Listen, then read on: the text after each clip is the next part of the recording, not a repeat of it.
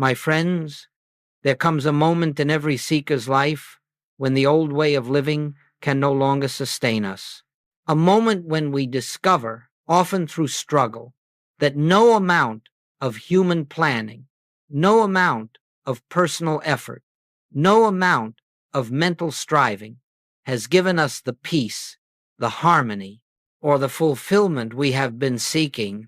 And so we arrive here not by accident, not by chance, but by an inner impulse, an impulse of the Spirit itself drawing us to a deeper truth.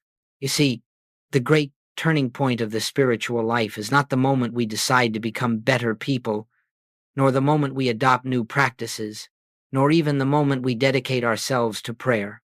The true turning point comes when we awaken to the startling realization that we have been trying to live life through a self that was never equipped to live it. The personal sense of self, that little me that worries, fears, plans, controls, has tried to carry the entire burden of existence upon its shoulders. And because it is limited, because it is finite, because it was never the source of life, it has inevitably come to exhaustion. Now I want you to hear this clearly, because the world has missed it. The spiritual path does not begin when you try harder. It begins when you can no longer continue as you have been. It begins when you realize that there is a presence within you that has been waiting patiently, silently, lovingly for you to step aside. A presence that does not need your strength, that does not require your intelligence, that does not depend upon your human understanding. A presence that is the very life of God, the very life of Christ, expressing itself as your consciousness. And so in our time together, we are going to explore what actually happens deep within the chambers of your being when you finally allow this presence to take its rightful place. When you cease living from the personal mind and begin living from the Christ mind, when you stop striving to make life work and begin resting in the life that already is. Not theory, not philosophy, but the actual experience of the divine living its life as you. If you can receive this, if you can hear it not with the intellect, but with that inner listening that responds to truth, something will begin to shift even now. For when truth is spoken, the Christ within each of us recognizes itself. And in that recognition, transformation begins. Now, let us move deeper into this principle. For before we can understand what it means to let Christ live our life, we must first see clearly what has been living our life until now.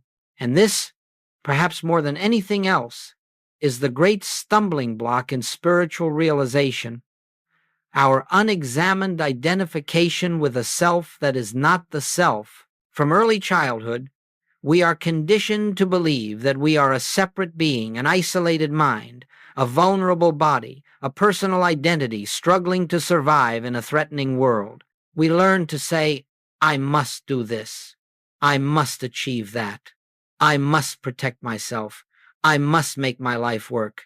And without noticing it, we become prisoners of this personal I, this finite sense of self that is constantly planning, worrying, resisting, defending. But the personal self is not your true identity. It is not the Christ. It is not the divine. It is not the presence that Jesus spoke of when he said, I and the Father are one. It is, in truth, a mental image, an accumulation of beliefs, memories, fears, and reactions. It has no spiritual substance.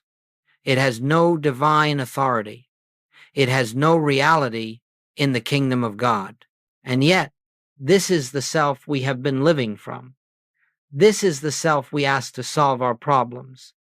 This is the self we expect to guide us, protect us, heal us, and supply us. And then we wonder why life feels heavy, why fear clings to us, why peace eludes us. We wonder why our prayers seem unanswered, why our spiritual efforts bear so little fruit. The answer is astonishingly simple.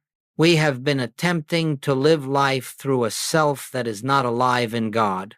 The separate self has no access to the infinite because it is built upon the belief in separation.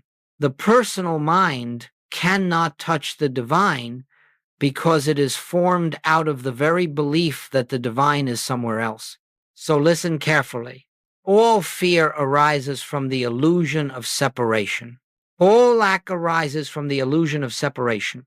All sickness, all anxiety, all striving arise from the illusion of separation. When you believe yourself to be a separate entity, living by your own power, sustained by your own strength, you place yourself outside the kingdom of God, not in truth, but in your own perception.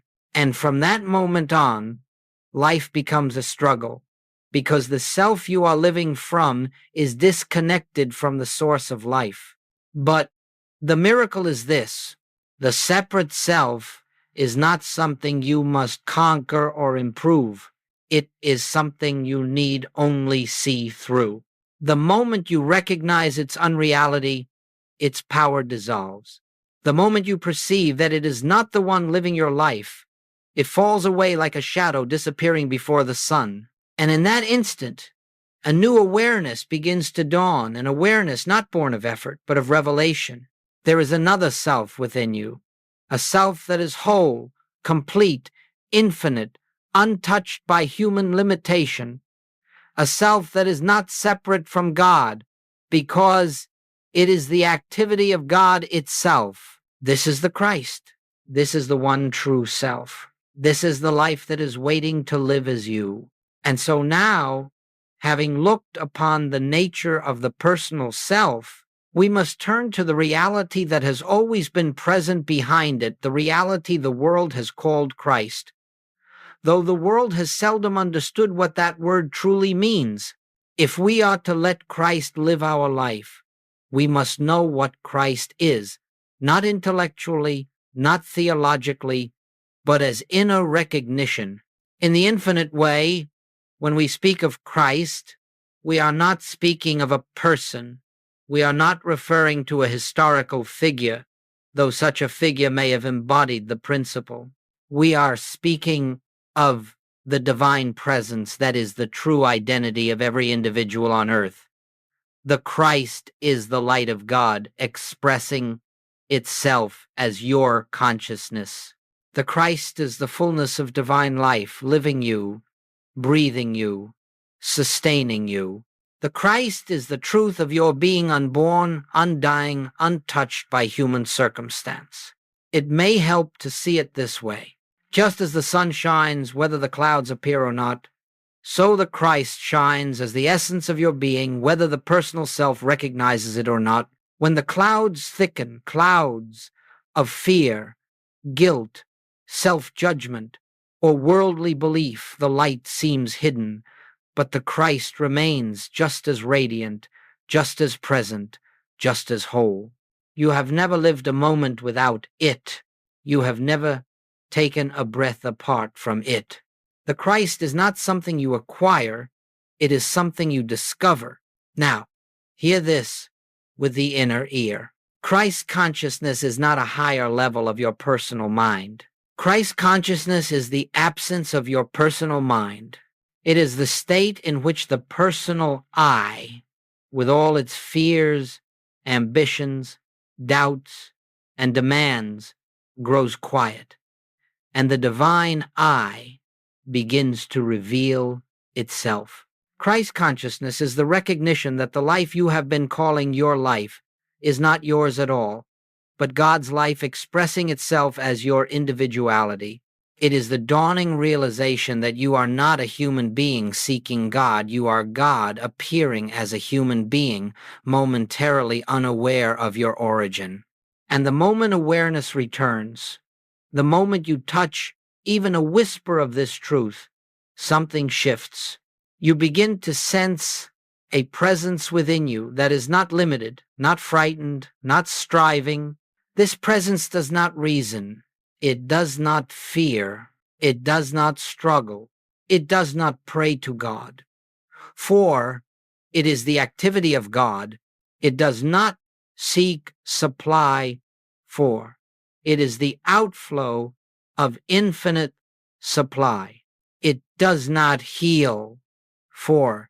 It is the wholeness that reveals the unreality of disease. When you touch this presence, even briefly, life begins to reorient itself.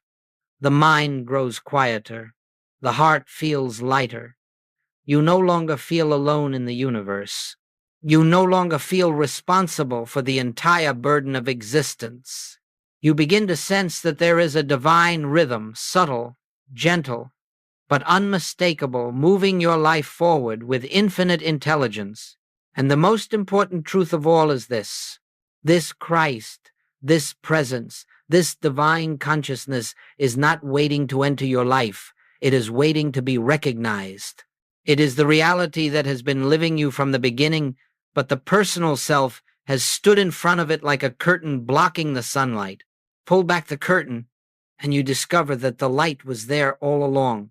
So when we speak of letting Christ live your life, we are speaking of removing nothing and adding nothing. We are speaking of a shift from illusion to truth, from separation to oneness, from personal effort to divine expression. We are speaking of the revelation of what you have always been. Now, having glimpsed the nature of the Christ within, we come to one of the most sacred moments in the entire spiritual journey, the moment of surrender. Not the surrender the world imagines, not defeat, not resignation, not the giving up of hope. No, the surrender we speak of in mystical practice is entirely different. It is the quiet realization that the personal self has no role in the divine life that is unfolding as you. There comes a time, perhaps you have already felt it, when all the effort, all the struggle, all the attempts to improve, correct, or control your experience reach their limit. You discover that no matter how sincere your striving has been, it has not opened the gate to peace. And in the exhaustion of that striving, something holy begins to take place, a softening, a release, a willingness to stop leaning on your own understanding. This is the moment when the inner voice whispers, "I cannot do this anymore." And far from being a failure, that whisper is the beginning of grace. For in that very admission, you cease trying to live life according to the laws of the personal mind, and you enter the atmosphere where the Christ can reveal itself. You see, the personal self tries to make things happen.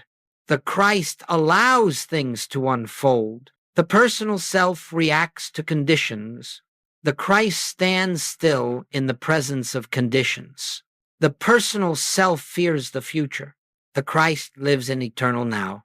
The personal self seeks protection. The Christ is protection.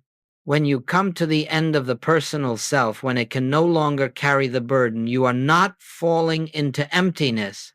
You are falling into God.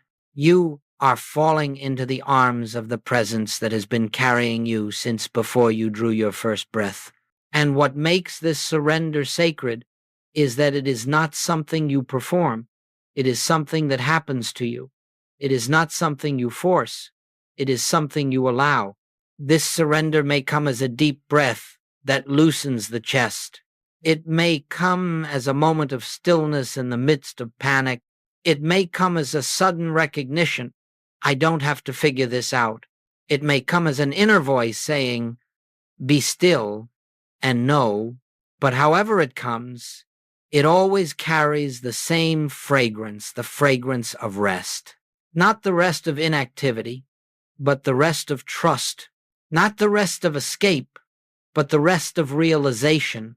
The rest that comes when the false sense of self yields and the true self begins to shine through. And let us understand this clearly. Christ does not enter your life because you surrender. Christ is revealed because surrender removes the veil. Christ has been living your life all along, but the personal sense of self has been pretending otherwise. The moment you stop trying to live life through the personal mind, a subtle, quiet presence begins to emerge. You feel guided without thinking. You feel supported without asking. You feel carried without effort. You begin to sense that something within you, yet greater than you, has taken over the activity of your life. This is the first taste of letting Christ live your life. This is the beginning of the inner shift. This is the dawn that precedes the full light of realization. And now, my friends, we enter the sacred territory where the spiritual life ceases to be theory and becomes experience. For when the personal sense of self grows quiet, when the mind relaxes its desperate grip upon life, something begins to take place within you, something subtle, yet unmistakably real. It is the dawning of a new state of consciousness, the emergence of the Christ that has always been the truth of your being. This shift does not announce itself with fanfare. It does not come with lightning or excitement. It comes gently, so gently that the personal mind almost misses it. In fact, it is often recognized only in hindsight when you look back and realize that something in you has changed, though nothing external seemed to bring about that change. The first sign is often a deep, unexplainable stillness. Not the stillness of inactivity, but the stillness of an inner atmosphere, quiet, spacious, luminous, a sense that something within you has stopped struggling. You may still have the same circumstances, the same challenges, the same responsibilities, but they no longer feel as heavy, as urgent, as threatening. Something within you has shifted from reaction to recognition. Then there arises a second sign, a clarity that does not come from thinking. You find that guidance emerges of itself. You know what to do without effort. You respond without premeditation. You speak words you did not plan. You take steps you did not analyze. And afterward, looking back, you say, I did not think of that. It was given. This is the activity of Christ in you, the divine intelligence, expressing itself without the interference of the personal mind. A third sign appears in the form of effortless right action. Actions unfold without strain. Tasks you once resisted become smooth. Decisions that once paralyzed you become simple. This does not mean that life becomes free of events. It means that the events no longer dominate your inner equilibrium. There is a divine rhythm moving through your affairs, and you feel yourself carried by it.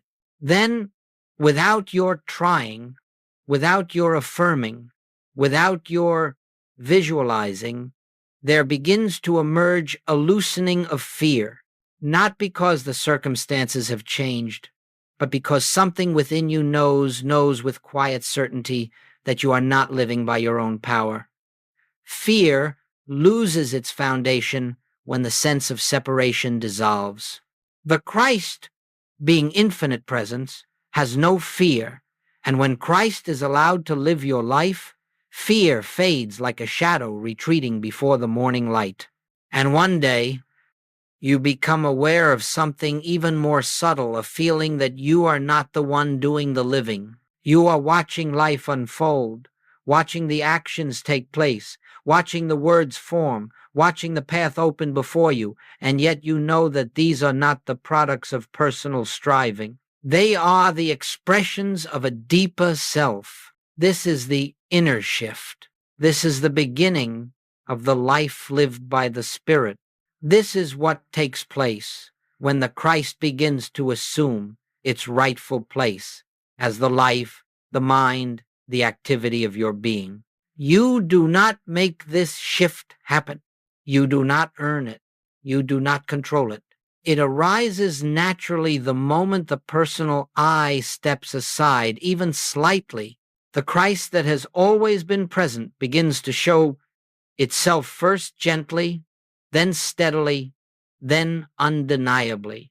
And with each moment of recognition, the old identity grows weaker and the new identity grows clearer. This is the beginning of a life that is no longer lived for God, but from God. Not for the purpose of gaining good, but as the expression of good. Not as an effort to solve life, but as the revelation that life is already solved in God. Now, it is one thing to taste this inner shift in moments of meditation, in periods of stillness, in quiet hours when the world recedes. But what does it mean to live from Christ consciousness? To carry this awareness into the activities, the relationships, the responsibilities, and the challenges that make up daily living? For mysticism, true mysticism, is not an escape from life. It is the discovery of a higher life revealing itself through your ordinary life, a divine life expressing through human conditions, a spiritual rhythm moving through the most practical moments of your day. And so we begin by noticing what happens in our relationships. When Christ lives your life, you no longer approach others as personalities difficult, demanding, flawed, or admirable. Instead, you begin to sense that each one you meet is an appearance of the same divine presence that lives as you. You may still see their behavior, you may still notice their words, but you are no longer reacting to those surface elements. You are responding from a center of recognition, and in that recognition, the Christ in you beholds the Christ in them. This does not mean you condone unkindness or ignore injustice.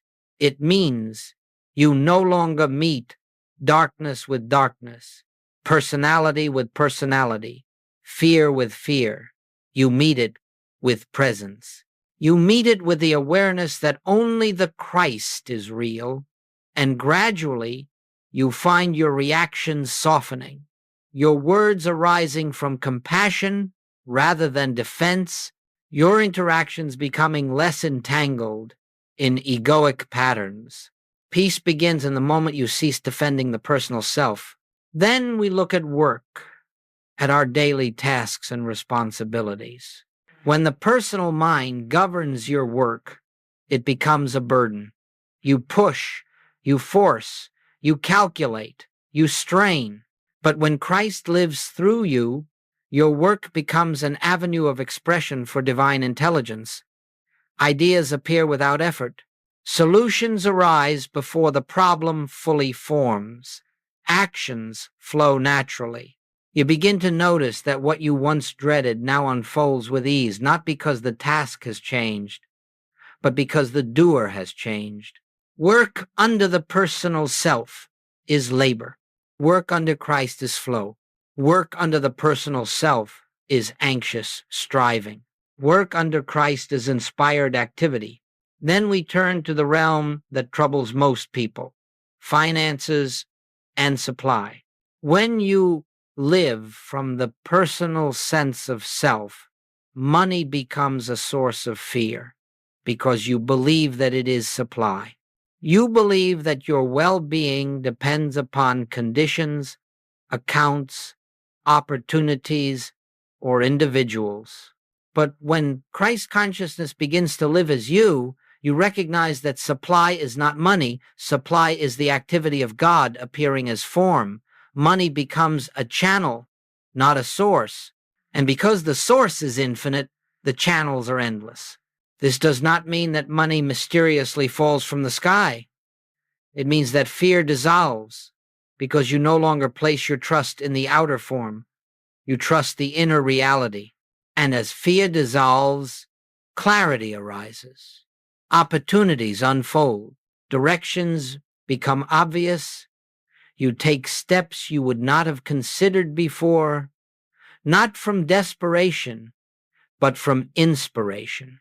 And you find that your needs are met not by struggling for them, but by recognizing that supply has always been spiritual. Then we consider health, another area where the personal self often trembles. The personal mind looks to the body and sees vulnerability, fragility, decline. It tries to fight symptoms, resist conditions, battle disease. But Christ consciousness does not fight disease. It does not oppose the appearance of illness. It simply rests in the truth that divine life is the only life, and that this life, being perfect, cannot express as imperfection. Healing, then, is not the correction of the body, it is the correction of identity. As you recognize yourself as the life of God, wholeness begins to reveal itself, not through conflict, but through recognition. This is what it means to live daily life from Christ consciousness. You do not withdraw from the world. You do not transcend responsibility. You do not float above daily experience. You remain in the world, but you are no longer of it. You move through life with a center that is not shaken by appearances. You speak from a depth that does not depend on circumstance.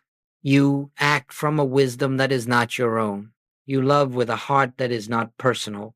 And gradually, your entire life begins to reorganize itself, not because you changed the outer world, but because you changed the level from which you live.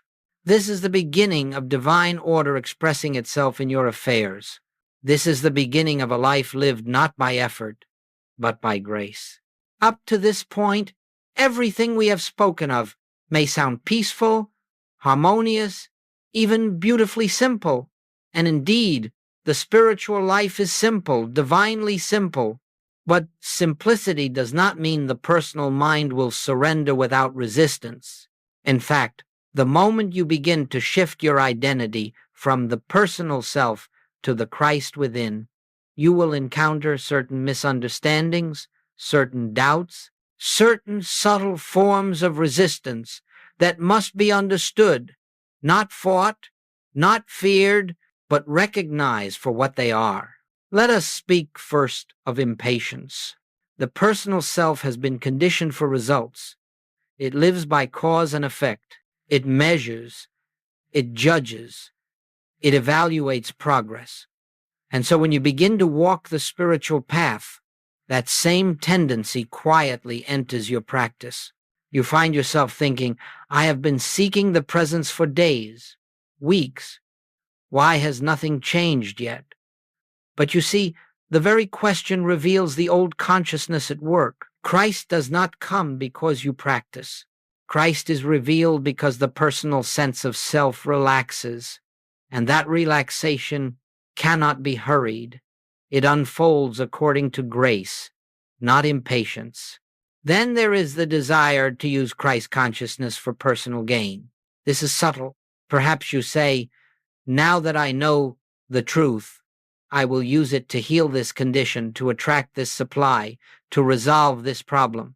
But the moment you attempt to use the Christ for a personal purpose, you have returned to the personal self, for the Christ has no personal purpose.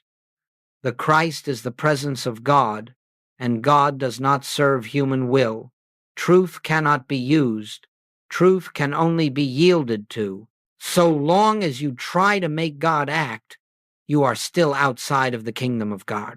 Another resistance is doubt, especially when outer appearances seem unchanged.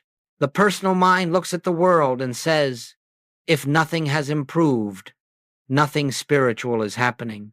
But remember, appearances are the last to change. Consciousness changes first, silently, invisibly, often without any emotional fireworks. When a seed is planted, nothing appears above the soil for some time, yet beneath the ground, life is already stirring. So it is with spiritual realization. The Christ often works in depths your mind cannot perceive, preparing the outer world for a shift that may seem sudden but is the result of inner transformation long underway. There is also the temptation to fall back into effort, especially when life becomes challenging. You begin to feel the pressure of circumstances, and without noticing, you slip into the old patterns, trying to fix, trying to plan, trying to force, trying to control. But this is the moment when you must be most watchful, most gentle with yourself, not scolding the mind, not condemning yourself for slipping, but simply returning quietly, humbly, to the awareness that Christ is living the life, not you. And perhaps the greatest resistance of all is the belief that you are unworthy. Many a sincere seeker says, "Surely this truth is for the advanced, the holy, the chosen. Surely I cannot expect such grace."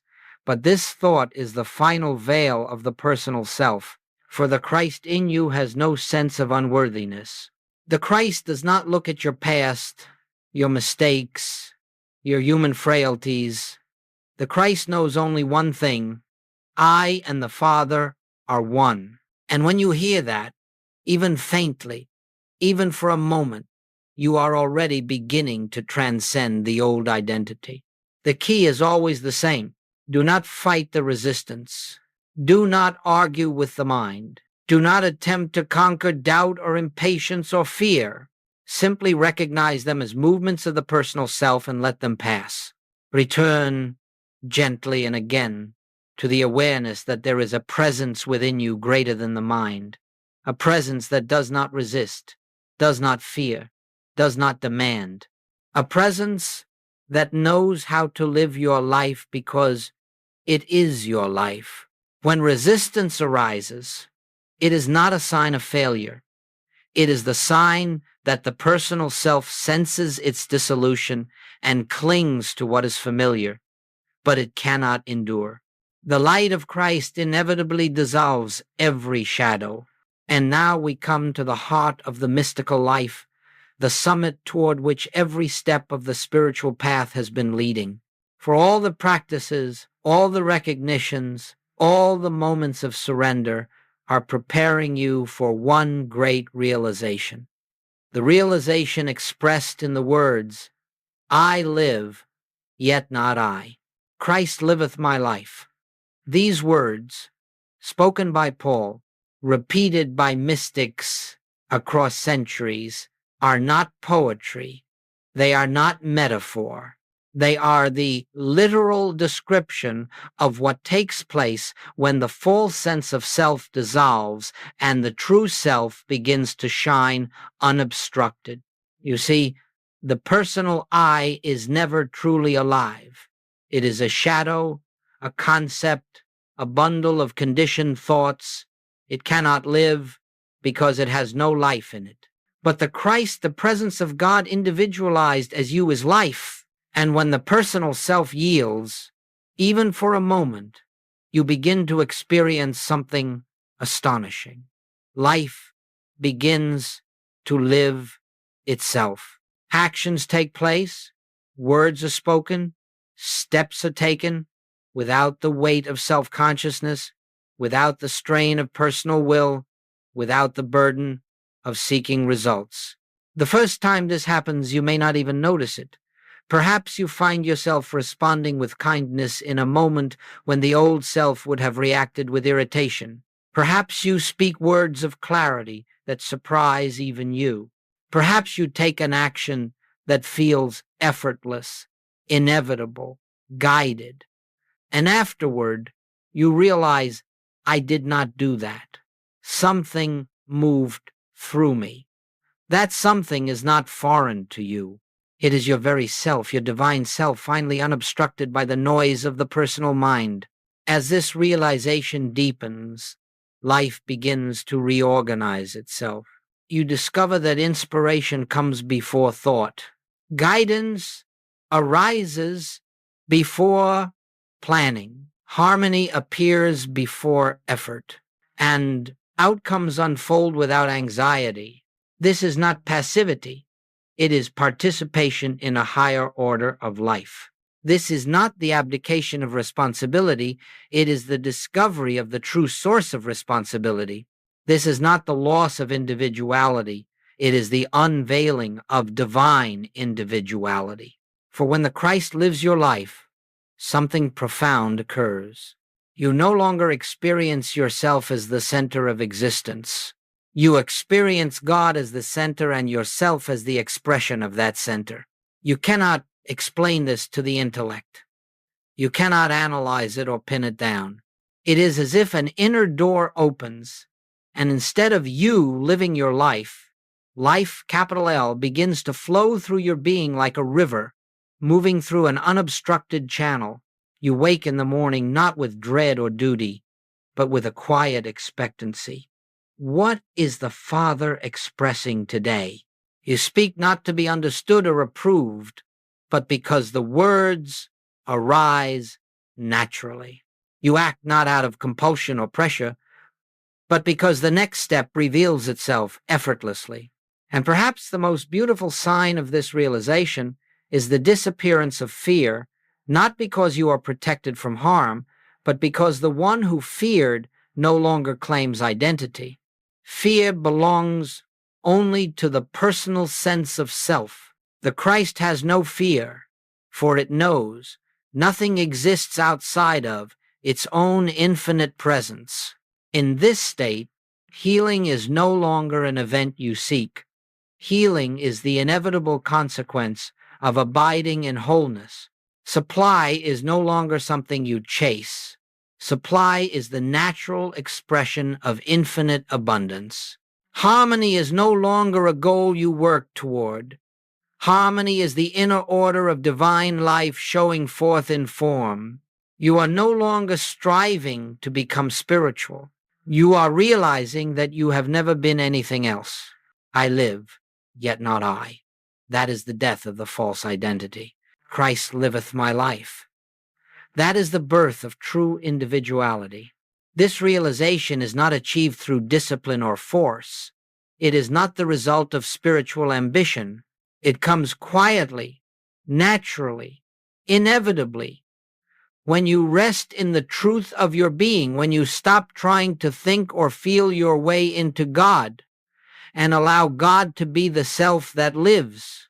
And once you taste this truth, even briefly, you know without doubt, without argument, without explanation, that the personal self has never been your identity. The Christ has always been living your life. You simply did not recognize it. Now you begin to recognize it. Now you begin to live from it. Now you begin to understand that the life you call my life is God's life, appearing in a form that bears your name. This is the fullness of realization.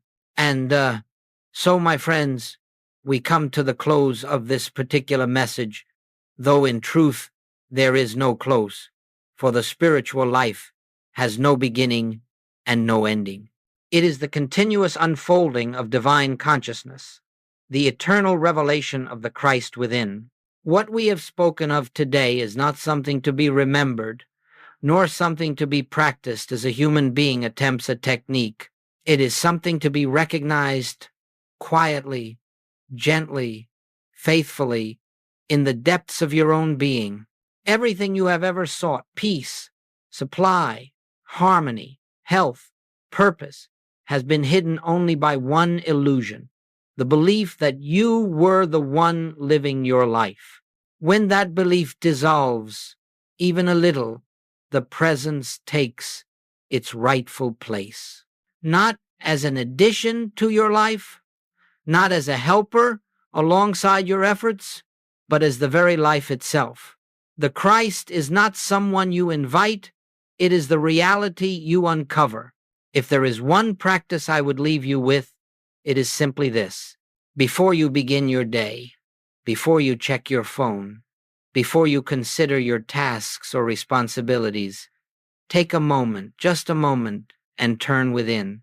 Not to think something, not to repeat something, simply to acknowledge, Father, you are the life that is living me. Or if those words resonate differently for you, Christ is the only self I am. This recognition does not need force. It does not need belief. It requires only sincerity. One sincere moment of recognition carries more transformative power than hours of mechanical meditation. For when you acknowledge the presence, even briefly, you loosen the grip of the personal sense of self. You create an opening through which the Christ expresses itself more freely. Throughout the day, return again and again, not as a discipline, but as a remembering, a brief pause, a quiet breath, a gentle inner turning, just enough to recall that you are not the doer, not the thinker, not the one upholding your existence. You are the instrument through which the divine is expressing its infinite activity, and in time, without your effort, without your will, without your strain, you will discover that life has become different, not because circumstances have dramatically changed, but because you have changed. Your center has shifted from the personal to the universal. The false I has grown quieter. The true I, the Christ, has begun to take its rightful place. This is the grace of the spiritual path. This is the fruit of recognition, not the remaking of your life, but the revelation of your life as it truly is. God in expression, God as your consciousness, God as your being. May you come to see that the kingdom you have been seeking is already within you.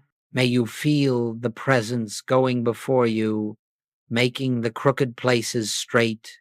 May you rest in the assurance that the life you call mine is the infinite life of God.